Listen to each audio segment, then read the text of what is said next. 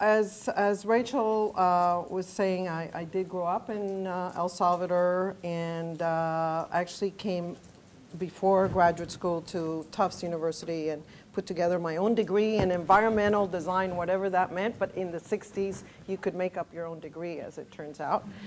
And fortunately for me, when I took statistics, I could take it pass-fail, and that was the end of that part of the profession for me. I was, one of the things I really I love about Los Angeles is its multicultural the multicultural environment and everything that provides. And of course, little did I know that I would be joined by 1.2 million Salvadorians, and that I have, and that there is this really intense cross-pollination. And so I actually do work in Central America a bit, and one of the other aspects, and I wanted to bring this presentation back to sort of your request to talk about policies and urban health.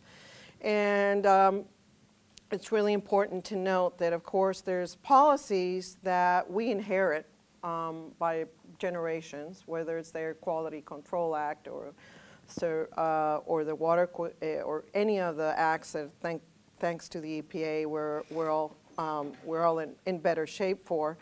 And all those have set up a framework for us to work, and certainly regionally, we deal a lot with water and water quality issues, and also with air and air quality issues.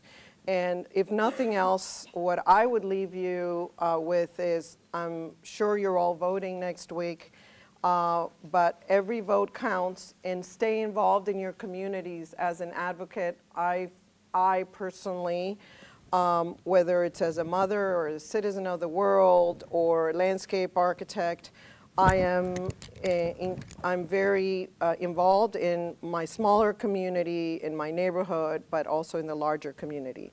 I have been accused of being a regionalist, and by my peers who travel the world, not like we don't do some work internationally, but I'm happy to say that Los Angeles has provided a tremendous canvas for our work and for our activism. And although it is not a non-profit venture, the one we have, ideally it's a healthy company. There's a tremendous amount of work that we do that's not, basically not compensated, whether it's our own research or support that we do to nonprofit organizations. So I think that when you talk about health, it's really important. I think healthy cities are about many things, and obviously the Venn diagram that everybody used to live with, which is economic, environmental, and cultural forces coming together and sort of getting that was a way that in the 1970s and 80s was trying to understand a healthier world. As we've started working ourselves on larger scale projects, we started looking at a different way, and of course there's sustainability frameworks like LEED that have allowed us all to understand better where we stand. But one of the ways we like to think about health is, it's about a personal health, and then if you are personally healthy, and it might be about the exercise or how you live, and your spiritual life and what you eat, that allow you to really understand sort of how you hopefully connect to your regional and larger family, and then to global health. And of course, this diagram that we did here, which was to really understand how to address one of our projects, was this whole notion of personal, regional, and global health, and then connecting them to energy, nature, materials, people, and water.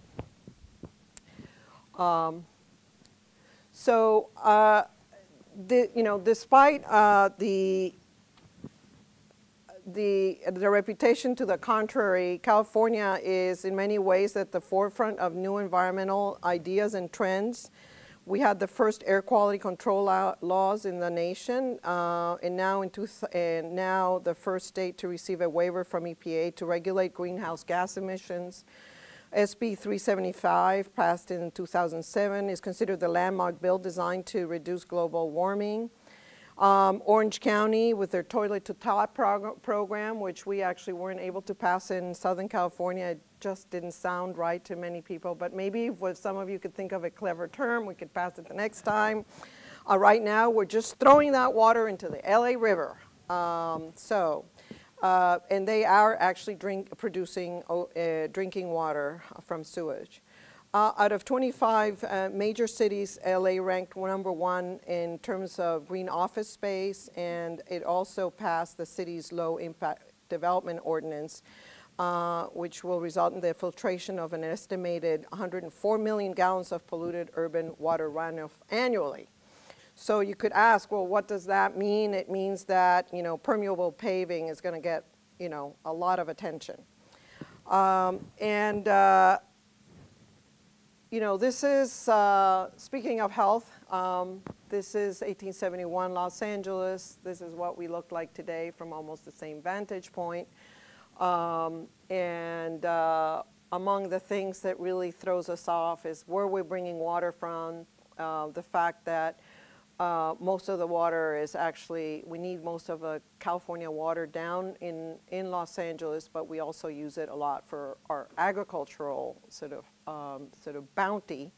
And we use a tremendous amount of electricity in order to move the water around. So California is produces 10%, 45% of the food for the country, but it only keeps 2%, and we have 10% of the country's irrigated farmland.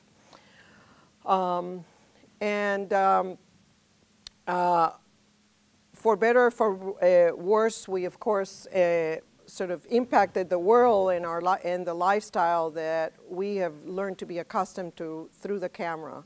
And we've produced all these iconic images and dreamscape, but today I'm going to talk about infrastructure. So iconic images and more iconic images. And if we only knew what we know today, the LA River, the 405 freeway, our landscape, incredible environmental justice issues, which always surprises me that being in the first world is no different than actually being in the third world. The Banana Republic term is really offensive. And of course, in terms of infrastructure, the Port of Los Angeles. In 1900, 10% of humans lived in cities, and we're up, you know, by 2050, 75% of us are going to be living in cities. So because I want to, you know, what I'm going to talk about today is systems. If nothing else, in our profession, we learned that to make a city viable, there are these systems, and understanding the systems is really what you know, allows us to create policies, advocate, and design. Mr. DeWitt is not here today, but as part of, we're going to be part of a show that the Getty's having starting in April, being called Overdrive. And there are two geographers and us as contributors to the material that is being presented. So some of this material we did to really understand sort of the canvas within which we work. And of course, amazingly, Los Angeles is the city of Los Angeles is part of a larger county. And we're part of a series of watersheds. And until 5 years ago, when we did planning, we actually did planning around, not per watershed, but actually by elected county supervisorial districts. The streams, the rails and trails, the highways, the schools, oil fields, faults, landfills, ports, and airports, parks, and let's talk about watersheds. So that was a context. And of course, in terms of watersheds, there was in the 1970s, as it turns out, a contemporary watershed-based movement that emerged in California. And by 1987, we had the Water Quality Act. But we were, after the LA River Revitalization Master Plan came about as a result of some major flooding that happened in 1941. And the city had grown around the river. It had started out, as you see here, way back in the 1800s. Industry, rail started forming along the river. It was close to some of the agricultural lands and eventually eased them out. And you see on the left the Corps of Engineers with a little maquette of how they thought the river would perform. It's 52 miles. The goal of the master plan was multifaceted, but one of the reasons there was funding for the plan was that after 70 odd years, there was a water quality set of issues, and especially some regulations that were being sort of enforced associated with water quality and TMDLs, total maximum daily load of certain pollutants that were going to be measured down at the ocean. And you either could do a plan and do multi-benefit projects, so you could do parks from large industrial areas that actually would allow you to percolate the water and at the same time provide community benefits, or you could put a filter at the end of 10,000 pipes that came out of our city. So there were some very enlightening leaders in the city of Los Angeles, and I will note, based on policy and also the fact that we have issues between many of the agencies, that this is a city project and not a county project. Therefore, we only studied 32 miles and not 54 because the city and the county couldn't come to an agreement on the certain issues. But we got pretty far along, and so the goals were to revitalize the river, to green the neighborhoods, to capture community opportunities, and to create value. So, many aspects, of course, there's land use, policy, and zoning, and other issues that are associated with these possibilities. Reverting industry to residential or other or other kinds of uses is not simple and has to be sort of incorporated. So here we are with one of our city councilmen. And this is how the world, of course, understands. And as we have channelized river, our river, obviously many other countries have thought it viable to do, whether it's in Europe or, for that matter, in Asia and in South America and in the Middle East. This is how the watersheds used to be studied. It was by elected officials, and of course it had no relationship to how the rivers and the watersheds worked. It was a major feat for those of us who worked on that. It's only about 10 years old at the county level. The management of the watersheds is happening through watersheds. It was a sea change. It was very political, and it's one of the things that we're very pleased about, because as we start implementing and studying other projects, of course you have a different mindset about what water really means, and how you have to study it with a scientific basis in mind. And of course, you wonder if cities were founded along rivers so that where ships could move. Obviously, now cities are founded where cars can move. This is that little maquette you saw of the Army Corps of Engineers. You see where the river actually got channelized. It's at Canoga Park High School, in case you ever want to visit the birthplace of the river from 1941. And this is really a trip down the river for all of you who've seen it from the air when you're arriving into Burbank or other city, but how incredibly constrained The river is not that polluted. Yes, we have water from nuisance water from the city, but mostly it's actually tertiary treated water that is released, and we have a water master, and that's the story of our river. In understanding the river and the river issues that we were moving forward, keeping those goals in mind, one of the things we did, of course, is a gap analysis at a regional scale. Where are the gaps for parks and open space? Across the country, there are some rules of thumb about a healthy city should have a park within 20-minute walking distance of where people live.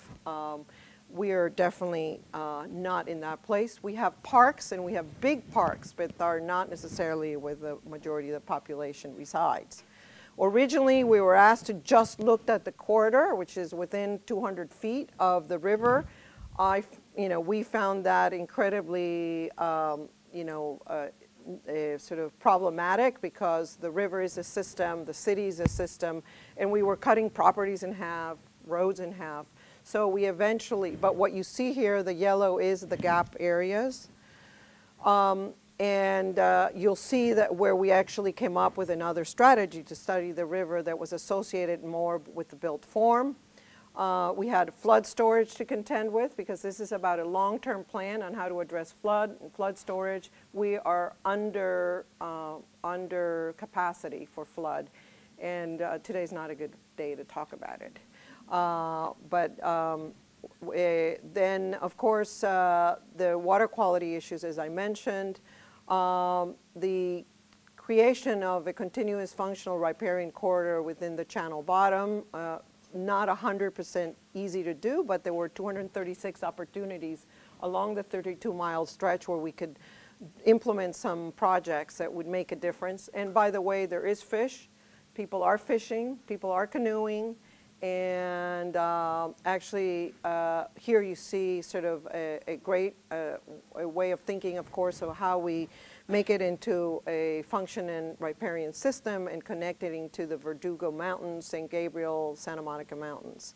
And the community, when we talk about leadership, and environmental community has really matured in Los Angeles over the last 10 years, 15, 20 years. Environmental justice issues, people are very sophisticated.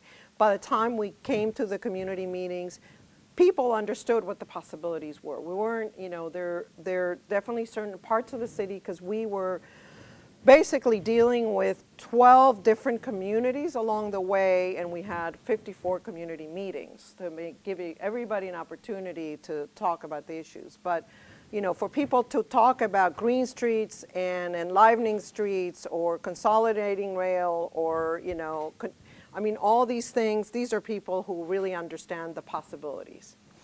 And here you see, instead of that, a really constricted 200-foot area around the river, we came up with some urban sort of edges that included, among other things in Los Angeles, of course, San Fernando Road, because roads are form makers. The level of detail we got into in terms of how an agenda towards really making the river become a precinct.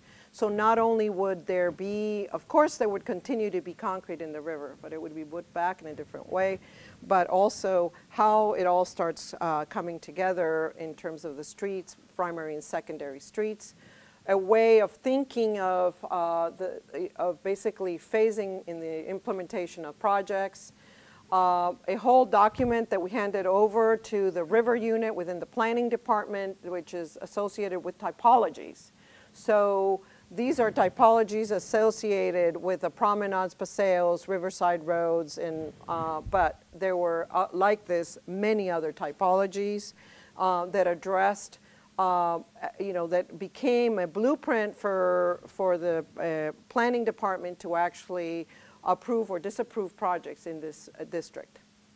So again, the river, then the river and the associated opportunities around green, and then the way the weaving of the streets, paseos coming together.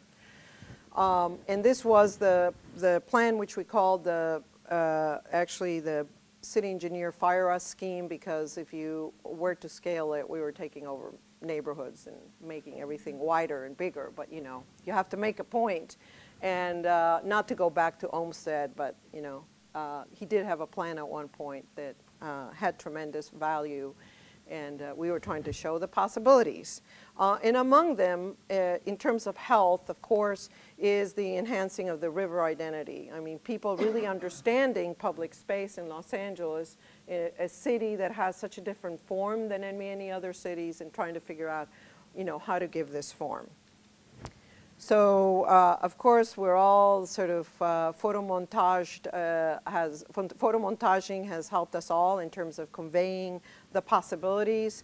For the naysayers with regard to rail, you know, and consolidation of rail, the opportunity of going under rail, or putting back concrete because you had to for flood control purposes, but actually putting it back in a different way. And it is falling apart. It's not like they can avoid not putting it back, but I'm not doing these projects. The question is over how long a period of time. Then bringing an industrial area to, you know, really feel like it's part of the river precinct, and how do you bring it, bring people along and implement low impact development ordinance factors, and plant and deal with air and water quality issues. And in the more industrial area, the opportunity. So we dealt with the jurisdictional issues because there's county, state, and federal and city jurisdiction over the area. And the creating of a joint powers authority, a Los Angeles River Foundation, and a revitalization corporation. All of these have already happened, and the city has adopted the plan. So, what I'm gearing up to is sort of how a team working together in a firm over 2 decades, the types of projects it touches, the type of impact that it could potentially have. We all know that the Port of Los Angeles has a tremendous amount, you know, is the biggest combined with Long Beach Port in the country. Everything arrives there and then moves east. And the original port area actually has is underperforming because the ships are way bigger. And so now there's an opportunity actually to turn these really, some of us really like these areas, into areas that the community could benefit from, and really start, you know, sort of interlacing it with the downtown San Pedro, and giving San Pedro a sense of place beyond the port activity. So you could start seeing sort of some of the transformation down below. Silverlake Reservoir. So Silverlake is one of 13 drinking water reservoirs, and there was a period of time when the Department of Water and Power wanted to cover them. And if you can imagine, as planners, the fact that this drinking water reservoir became the place that the community identified with. Imagine, not only, they could never get really close to it, but imagine not having that as a view shed, if nothing else. I mean, the spiritual health is one thing, the visual impact, but also the fact that, of course, instead of more development, there was this sort of beautiful asset. It's a flyway, it's many other things. So there was a lawsuit, and the Department of Water and Power paid for people to do a master plan, which we did. So here are the 13 drinking water reservoirs that were established ever since the 1800s. And this is what it was like. You know, it was beautiful far away, but pretty difficult from close up. It took about 5 deaths because there was no sidewalk for there to be, you know, we had done the master plan for them to say, okay, we're now going to have to spend the money on doing phase 1 and 2 of the master plan. This is the process. I'm there with Jackie Goldberg, one of our leaders in the community and at the state level. This was actually a community meeting that we did when we were trying to unveil the opportunity of opening up 5 acres of what we call now the meadow, It was in the paper last weekend. Anybody been to the meadow? I was accused as a coyote killer. You would think that this was a very happy day. I mean, we thought it was a happy day. That's why I invited friends to play jazz. But look at what came out. A whole community who were very much against, and you could see there Tom LaBonche, one of our councilmen, with his head down, because he's being chastised by about 100 people for wanting to open the meadow because the wrong people will come. Of course, thank you very much to the opposing forces and the leadership. You know, and one of the things I have to say is in terms of health, obviously, I mean, from around the city, from around the community, people walk and jog, and one of the things we're trying to do soon is a series of interpretive panels that allow people to measure how much they're walking and to provide them with other possibilities besides walking. But here we are. I now occasionally get a kiss as we're walking around. I'm not a coyote killer, although she does live in the neighborhood and still hates me.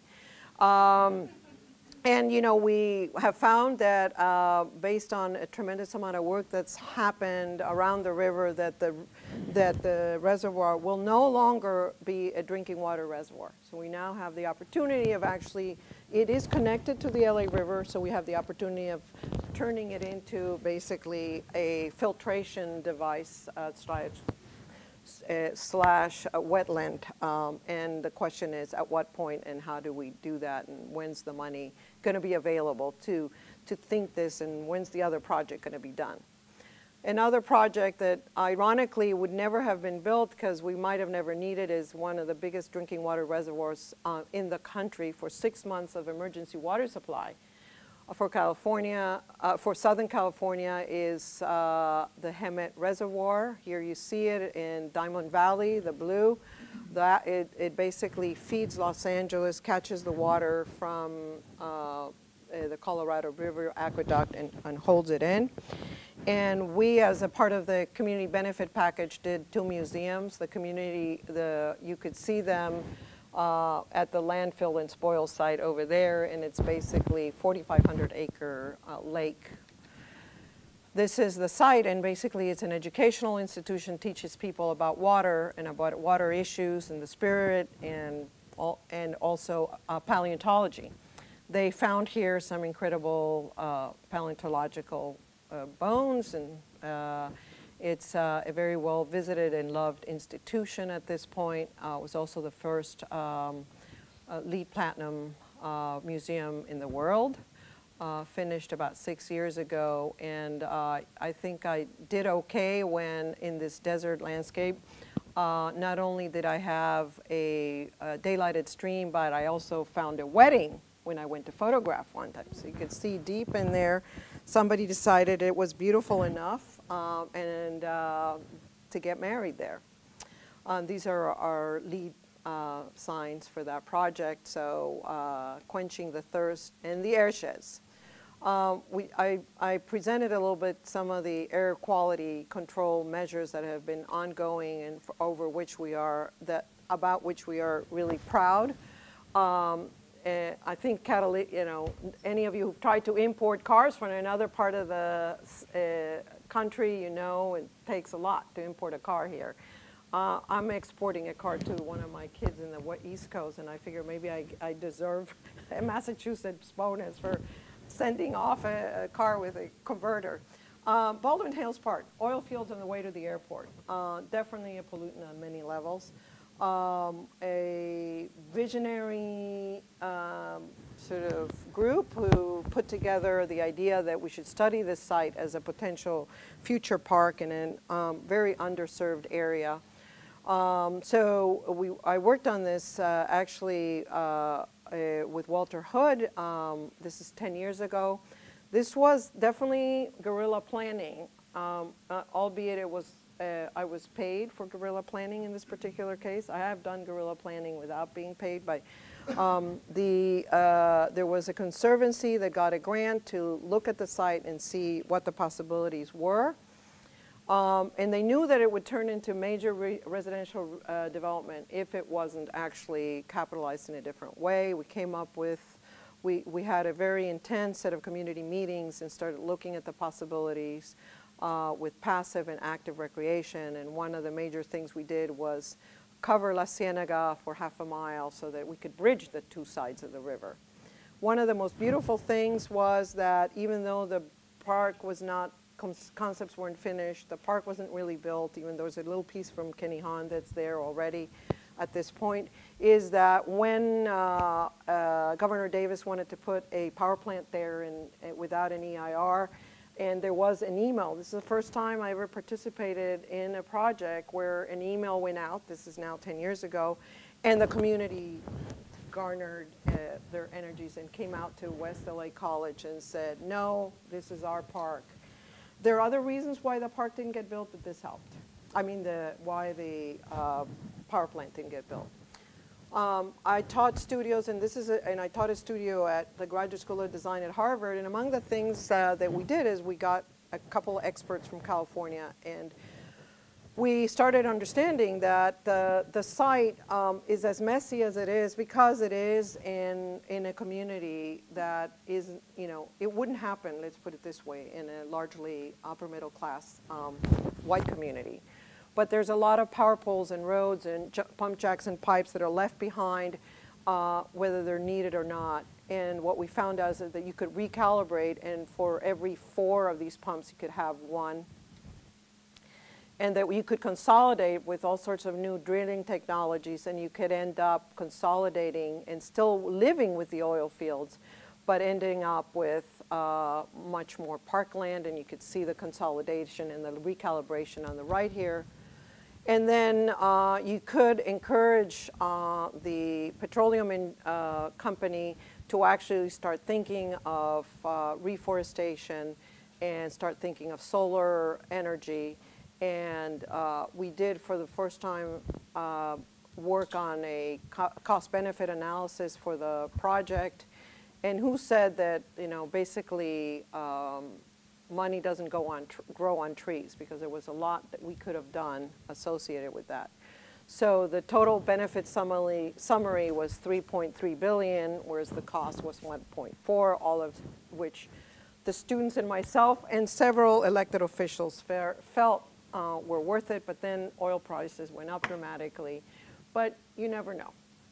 We could still end up there. We still keep on buying pieces of land. There's trails being built. And I just worked on a 5-acre little park that's part of a larger system within Baldwin Hills. Orange County Great Park, some of you might have seen a very raw and article this week. There's a lot of truths and some exaggerations, but nevertheless.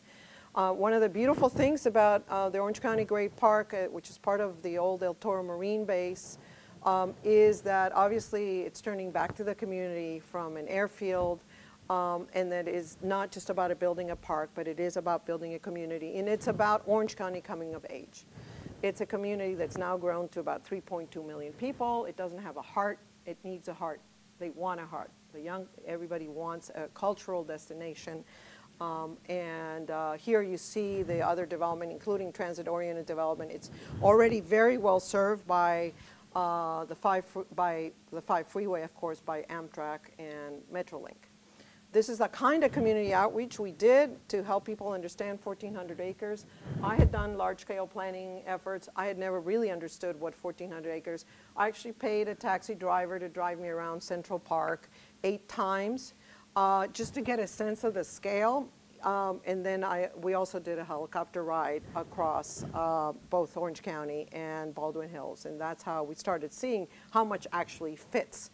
So this is basically full scale, taking over a whole courtyard at the Irvine City Hall.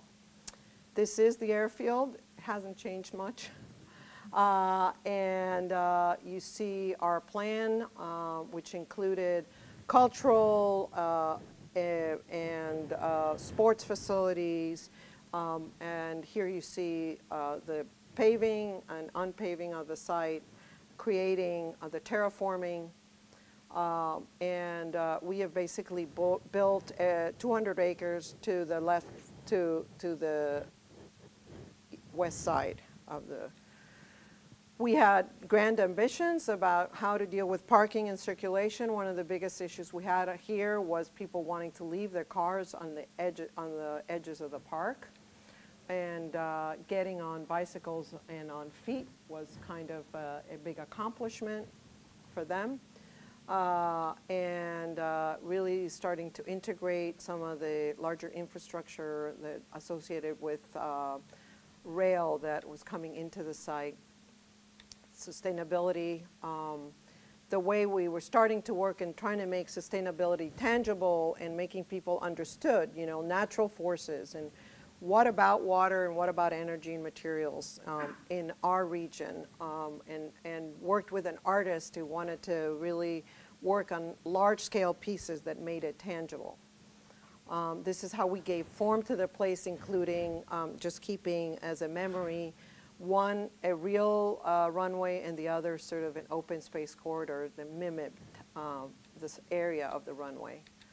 Using the broken concrete, which turned out to be at least 2 feet deep, and creating sort of the utmost in sort of community outreach, which was putting in this balloon that takes up 35 people at a time, where people could really observe and appreciate and watch the park grow. And this is some of the first parts of the park. And one of the things we learned is it doesn't take much, just like Ciclavia in our city, it doesn't take much to activate a place. That sometimes you don't need very sophisticated sort of design pieces that, you know, you can bring in a stage and you can have concerts and you can have dance performances and people learn to love the place. There's a long history, of course, of agriculture in Orange County, and we started out with a series of community gardens, and then we started working with a farmer, local farmer, who's actually using 200 acres of the site, both to give to food banks, but also to help us remediate the site. These are lima beans, which is what was originally grown here. And then in terms of food sheds, and I have 5 more minutes, so bear with me. In 1987, California established the Food Policy Council, which actually had many different organizations from around the state. And in 2010, Paula Daniels, who was then with the Public Works Commission president, and who had worked on the Air Quality Control Board, the Water Quality Board, and had been one of the founders of Heal the Bay, along with Dorothy Green, worked with the mayor on establishing the LA Food Policy Task Force. And I love the fact that one of the things they sort of settled on is it's a good food for all as sort of their byline. In 2010, Eric Garcetti passed the Fruit and Flowers Freedom Act because, you know, you could want to do a lot of things in our city associated with eating good food. By the way, nobody's regulating the farmers markets at this point. So we don't know whether we're getting healthy food. We just think we're getting healthy food. Restaurants are being regulated. Farmers markets are not being regulated as of 2 weeks ago. But you know, at every scale, there's issues. One thing that happened is that there were many people who were growing wonderful fruits and vegetables and bees and chickens with eggs. They were caught and fined for trying to sell it, so the Fruit and Flowers Freedom Act passed, and so you now can have somebody from the health department come, and as long as you're growing things in a, you know, healthy, and you're not next to a, you know, potentially probably a gas station or something like that, and that they will then give you a permit, and you could sell your fruits and vegetables, and you can have 2 chickens maximum. So in terms of Los Angeles and the food shed, we talked about watersheds. One of the things that the task force concluded is that you couldn't deal with all of California, that to make it healthy and accessible, maybe we had to think about how far away the food was coming from. How many emissions were we actually generating in order to buy fresh food? So 200 miles was determined. That means that a farmer can come into the city, deliver the food, sell the food, and go back the same day. So it got more complicated for all of us. And of course, we in this climate can grow so many things. It's so rich, and we don't have to think about vertical farming in the same way that other cities have to. And we certainly don't have to think of sort of heating and other aspects. As part of this is now work that we did in the office and trying to understand for a competition sort of how much does an acre really grow in the city, and what does it mean? It's 125 parking spaces, 10 backyards. You could have 10 neighbors decide they're going to turn their area into a farm, and what could they produce? 1 mile of urban highway in case highways get, abandoned at some point. Maybe we should, because we get such a great transportation system that's public that we could just abandon it. So we could produce 60,000 pounds of produce, and it would support 25 families. Jordan Downs, community development. How does this translate into a real project? This is the birthplace of the Crips and the Bloods. It's actually from a City Beautiful movement, a wonderful place. It's 2-story units, lots of open space back and front, but it was definitely not a place where love was that the city and the federal government really kept up with this place. And so what are some of the things that we could do sort of in terms of improving the site as part of a large federal project to actually rebuild the site in phases? And of course, in order to galvanize the community and integrate sustainable strategies, we wanted to also imagine a new identity for the place, and we came up with a series of typologies that we presented to the community as part of the planning, and of course dealt with courtyards, rooftop, and streetscapes. And and you see Jordan Downs here on the right in the yellow, and we then worked with them, with a community group, and looking at the neighborhood and what the opportunities were. Both in terms of what, I had never heard the term human capital, but job opportunities. And does, basically urban agriculture really provide the opportunity for jobs? And so we determined how many alleys and abandoned lots or schools that had some space that we could use. And we ended up with basically production capacity down to being able to provide 24% of the food that was local needs grown locally. And now let's talk about sort of the larger picture as a firm looking at a bigger picture of how we could be thinking of local food production. We thought of many ways and many scales that could happen, and we did do a competition or two. Everything from growing, getting people combined in what we called front fields and crop houses and orchard lots. And I think there's too many golf courses, and Griffith Park has 5 of them. 5 golf courses. And this particular one happens to be right across the street from one of the treatment plants that we actually release water into the LA River. So I didn't get a lot of friends out of this one, but I think there are people starting to take note. You certainly could consolidate them. Our point here was, as a team and my design team in my office was, there's property around the city that's sort of not well managed. And this is public land, by the way. So just want to get that out there. And so then we did a competition, and we looked at redesigning your farmers markets. This was a good magazine competition. And I think what they meant is for architects to design some new structures so that the tents wouldn't be so ugly. And so, of course, being, sort of having a certain ambition and vision for the city was the only reason to do this for us. So we decided to sort of look at production and look at what the issues were. And equal access to food becomes one of the biggest issues in our city. And then, of course, the sort of the history of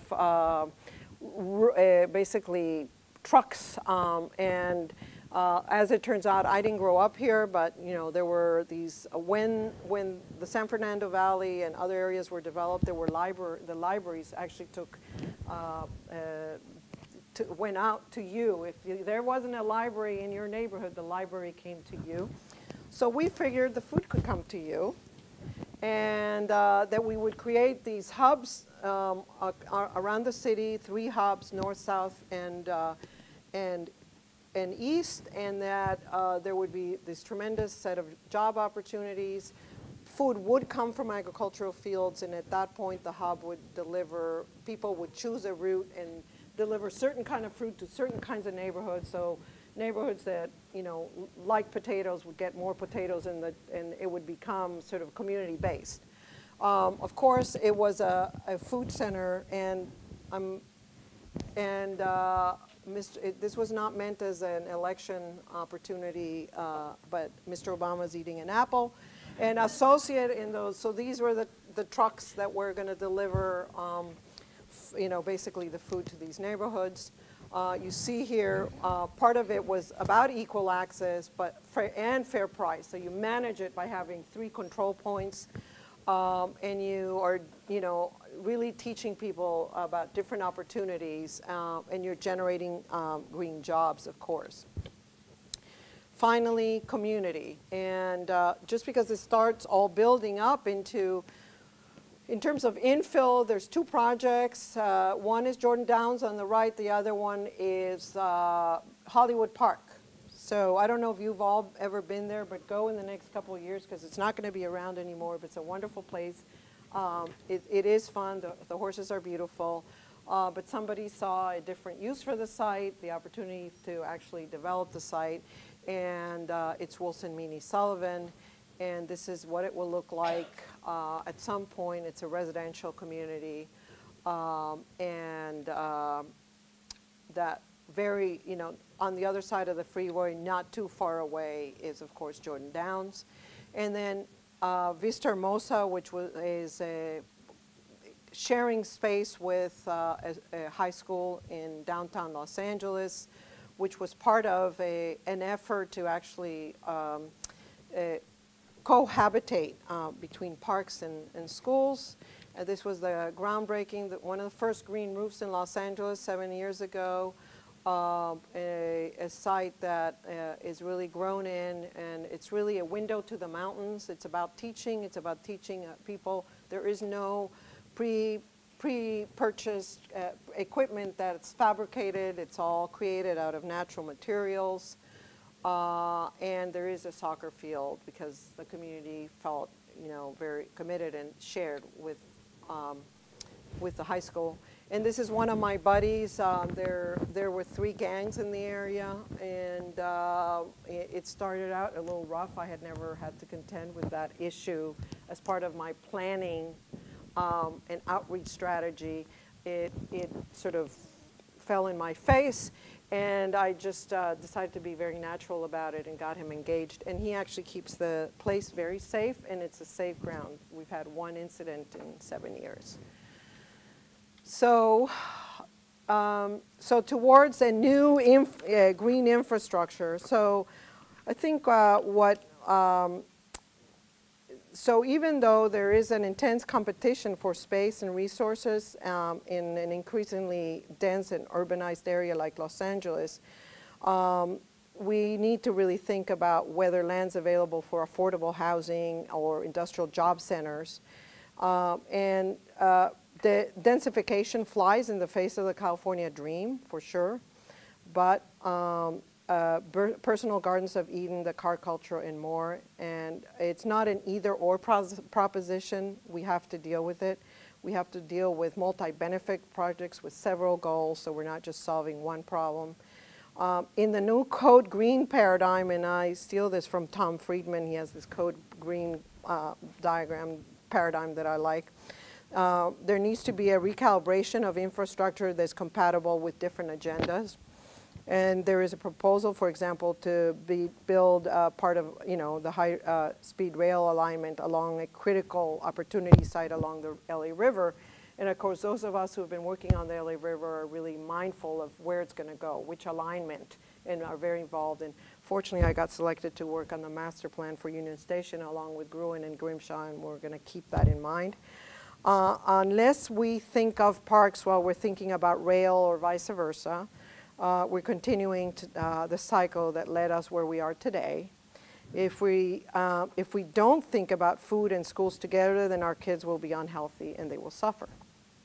So, as I said, landscape architects, planners, urban designers can be persuasive advocates not only for parks but for progressive multi-benefit projects. We can give propositions form. Sometimes it's these very wordy, and I see all the diagrams and beautiful three-dimensional images that you all have outside. They're incredibly powerful in making a point, whether it's at the city or federal level. Good ideas and competent planning officials are not enough. A hefty dose of political will is also needed to bring these projects to fruition, to build and expand a new green infrastructure for the future. Thank you.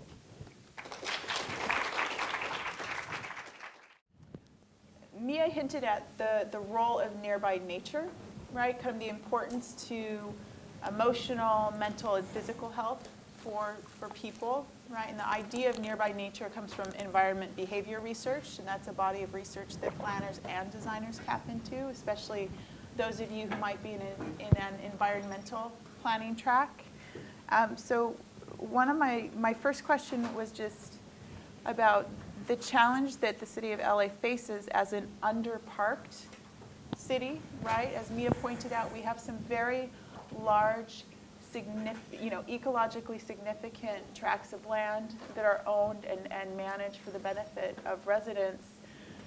Griffith Park, for example, but still a majority of people do not live within walking distance of that very, crucial nearby nature that I was just talking about. And so, Mia, I just wondered if you could summarize maybe what you think the best opportunities are for wedging in or kind of piggybacking in open space in the city fabric. What you've worked on a lot of different strategies. Which ones do you think are working the best right now, or which have the most potential? It's a good question. Scale, right? Yeah. Because replicating nature in the city is not easy. And part of what the museum project across the way is an urban ecological laboratory. So these questions came up, like what is the scientists who had always been in the catacombs of the museum doing their research, or else getting a grant and going to Costa Rica or to Peru to study something, now get to study some of the, and so what we created there was, we looked with them at a list of the most habitat beneficial plants, meaning that would attract the most habitat. That doesn't mean, native, because we don't have we're beyond getting to a pure native condition, right? So, I found myself planting something I never thought I would plant before just because, the value it had in terms of what it did for certain bees, butterflies, birds. I'm formulating that. I wish we could be really ambitious and just try to capture as much, space as possible around the city, whether it's these larger scale infrastructure projects or rail and other projects that I have issues with pocket parks. Okay. I know you're an advocate of pocket parks, but I have issues with what, once a city gets 1,000 pocket parks, how we're gonna manage 1,000 pocket parks. That's kind of my, you know, I come from that, just having built things that don't, because you have to have, in order for it to at least try to simulate nature and not, especially what I would call plant material that can adjust to drought. There needs to be more space for it to move around, like morph and move, and you'll plant 50 and the 20 will be left, but they'll grow out. And I just think it's hard if you don't have that much space. But you know, I think it's definitely important. And maybe some of these, you know, like there's huge amounts of parking lots, let's say, in parts of the city that are not underutilized. Why wouldn't we have, you know, a parking lot freedom act where if you're not using the parking lot for 10 years, you gotta give, you know, you gotta at least take the asphalt out and let it be for a few years. But otherwise, I think that there has to be a concerted effort, and I think there's a lot of nonprofits that are doing that, including the Trust for Public Land, trying to find opportunity sites around the city to create what we're calling these windows to the mountains, these sort of parks that are, you know, low tech, low touch.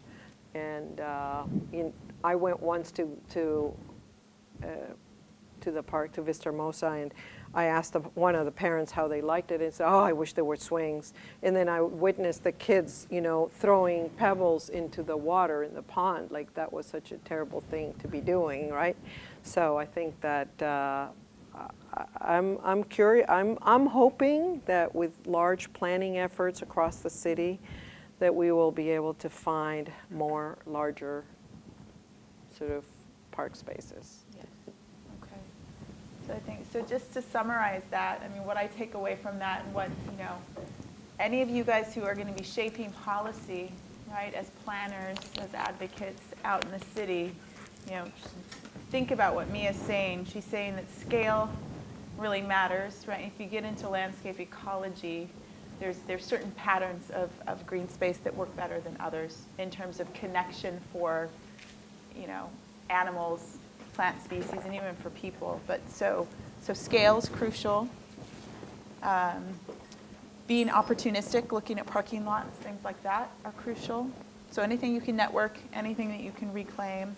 It seems like from the work you've done, linear insertions are helpful, right? Because if we think of linear flows of materials, animals, if like we think of our canyon landscapes or the river landscape, there's a natural ecology that functions there.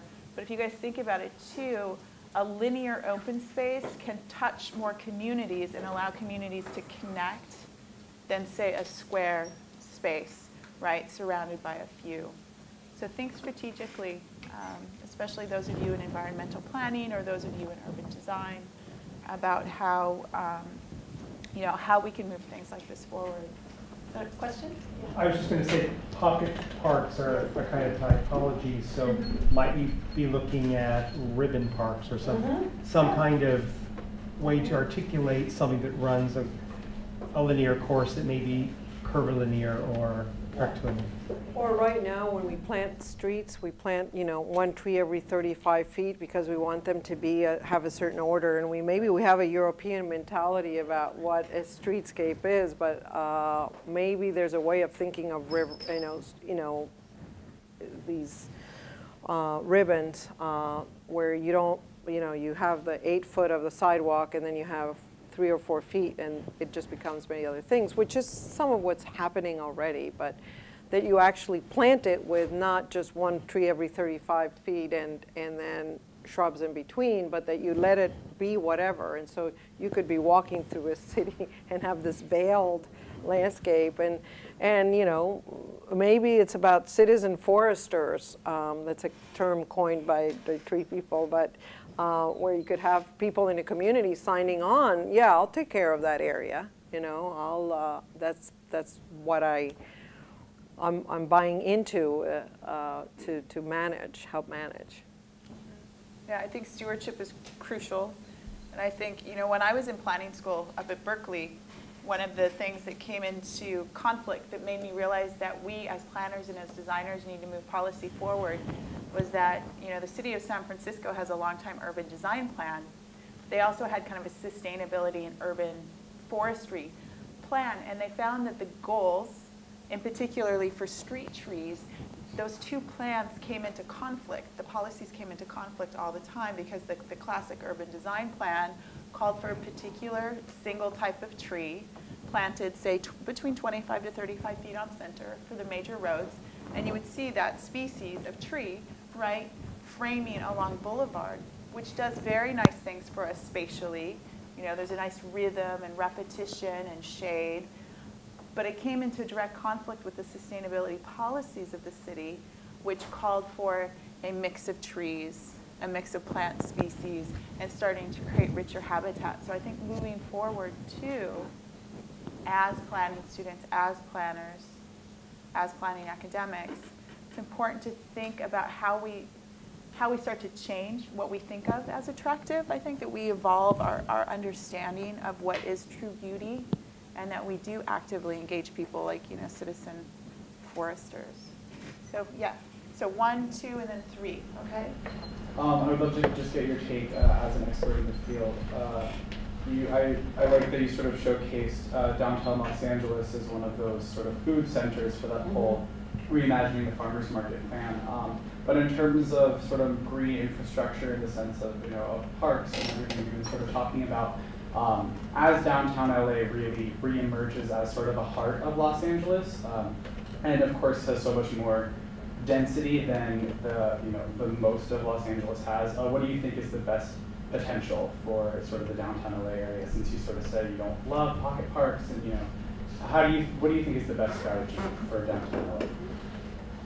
Well, I think that as there's dense, you know, as densification occurs, that there'd be an opportunity.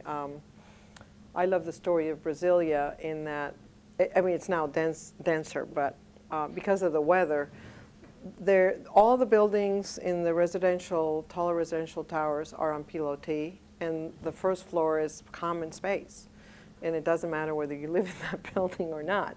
So I think we have to find new ways of finding space. You know, there's no reason that the lobby has to be on the ground floor. Why can't the lobby be on the second floor, and the first floor becomes the basketball, ping pongs, whatever area for everybody, right?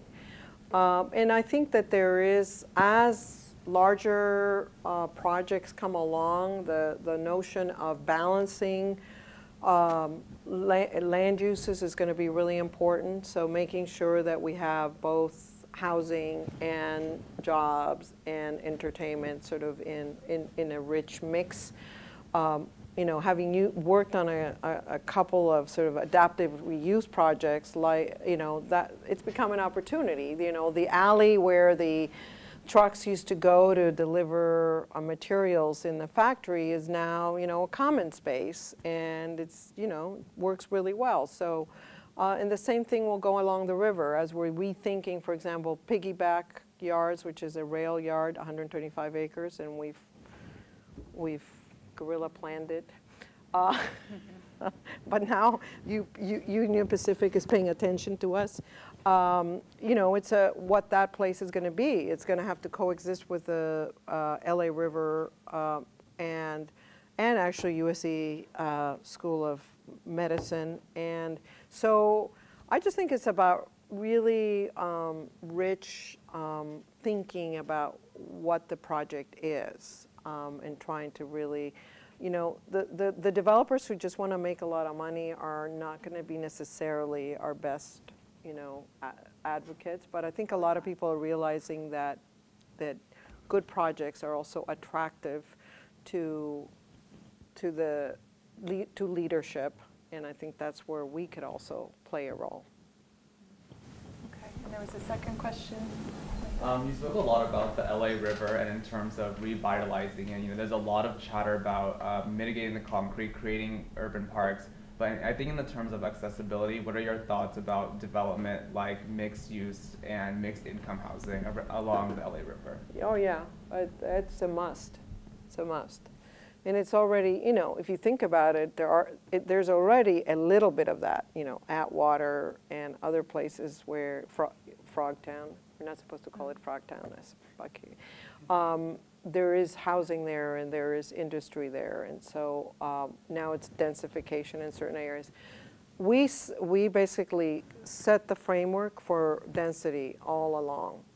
One of the biggest, and you know, it's a fear that everybody has, is it going to sort of edge out people who already live there? But I think that, yeah, with the piggy backyard, and once again becoming one of those examples where there will be a park and a residential community, and also sort of probably some clean tech associated uses associated with the site. So maybe like river-oriented developments, right? Exactly, RODs. You should pioneer that, yes. right? So moving forward in your planning studio. We have proposed an overlay district, which is called the Rio, and all that's online with the city. We have in a planning department has a river unit, and the Bureau of Engineering has a river unit. So all the biggest pleasure that everybody got was that the first developer that came along to want to build a project, and it had parking right along the river, and the entrance was, you know, in the other direction, and it wasn't taken into consideration. They actually rejected it at the planning department. So I had to go back to the drafting table. Okay, I had a third question right there. I was really interested in your discussion of the urban agriculture opportunities, and so I guess I have a two-part question. One, do you look at agriculture in an urban setting as an element of green space and a use of green space, or are those two different programs that serve the community in different ways? And then also, I was wondering, in your vision for the urban agriculture project, I think it was a South LA community. As that was developed, do you envision that being a community-driven agriculture project, or would it be a mixed public-private operation, or did your vision get that far?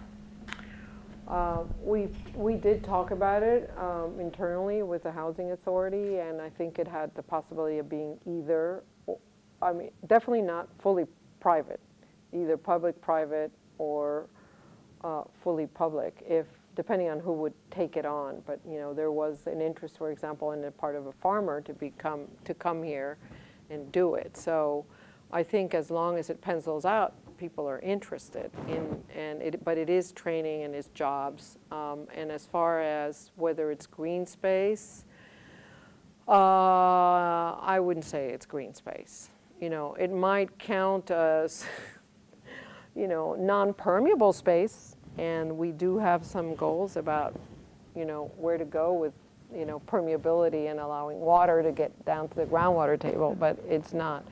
I mean, it provides a certain level of activity. I mean, people who do farm every day are very fit, but it's a different kind of, you know, place. Do you see, just a follow-up to that, do you see it falling within a range of, it seems like you do, a range of open spaces or I mean, usable green spaces in a city? Right. Or you could say that, for example, there could be, in the same way that we did some guidelines for the Bureau of Engineering and the Planning Department to follow along the river corridor, you could have some guidelines associated with larger agricultural urban districts, which would include a space for people to sit and just mingle, and shade structures and barbecues or something like that, that might allow you to mix the uses in an interesting way. And a final question here. Yeah, thank you. I'm from the School of Medicine and Public Health, and one of the things that I study is the negative effects of being active near major roadways and freeways. Could you speak a little bit about your thoughts on using landscape architecture to mitigate those risks, or how to evaluate the sort of risks and benefits? I don't know if you noticed, but when we did our study, we were trying to be 800 feet from a roadway as part of where we would grow the food. It's a tricky one. Mitigating with plants, there are trees that are actually, you know, allow air to get filtered.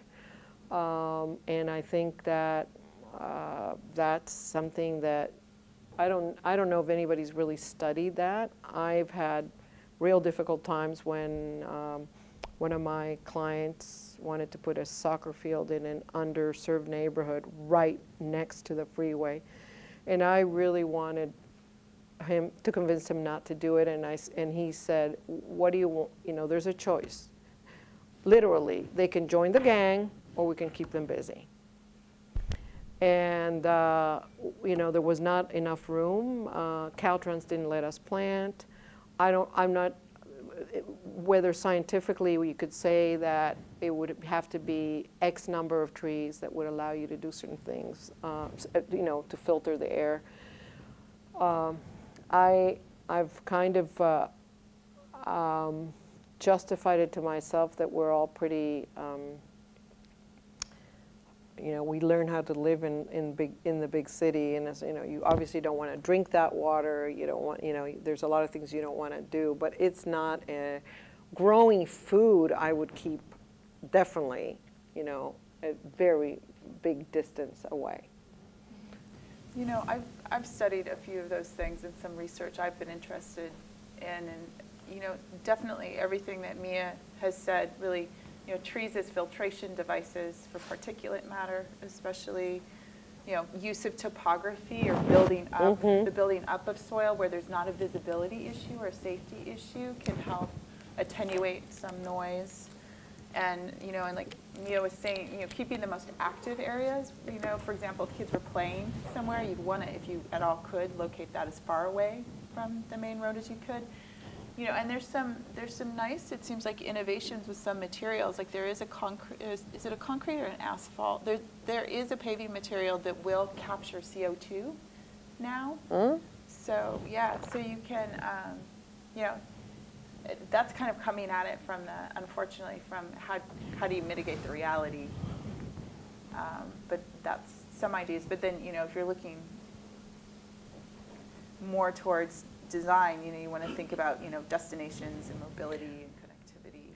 So to your point, for example, in Jordan Downs, we were needing to grow fruit trees in the sidewalks, and you know, it's you know, we thought that if you grew certain types of fruits, like larger fruits, like oranges that you do peel, there was some, you know, idea that then at least, you know, you would have that, yeah. But it's a tricky one. It's a really tricky one.